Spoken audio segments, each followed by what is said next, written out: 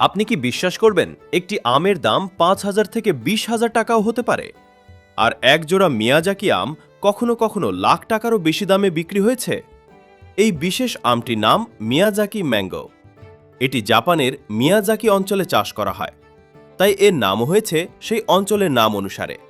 সাধারণ আমের মতো সবুজ নয়, পাকা মিয়াজাকি ম্যাঙ্গোর রং হয় উজ্জ্বল লাল।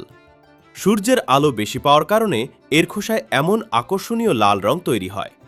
এর স্বাদ অত্যন্ত মিষ্টি, রসালো এবং সুগন্ধ অসাধারণ। তাহলে এত দাম কেন? কারণ এই আম চাষ করা মোটেও সহজ নয়।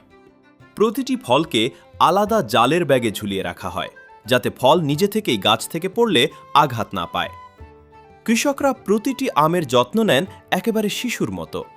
সঠিক পরিমাণ সূর্যের আলো, পানি এবং পুষ্টি নিশ্চিত করা হয় প্রতিদিন। শুধু তাই নয়, বাজারে বিক্রির আগে প্রতিটি আমের ওজন, রং এবং মিষ্টতার মাত্রা পরীক্ষা করা হয়। কেবল সেরা মানের আমই মিয়াজাকি ম্যাঙ্গো হিসেবে বিক্রি হয়।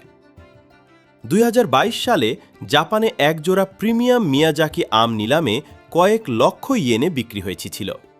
আর এখন ভারত, বাংলাদেশ সহ আরও কিছু দেশেও পরীক্ষামূলকভাবে এই আমের চাষ শুরু হয়েছে।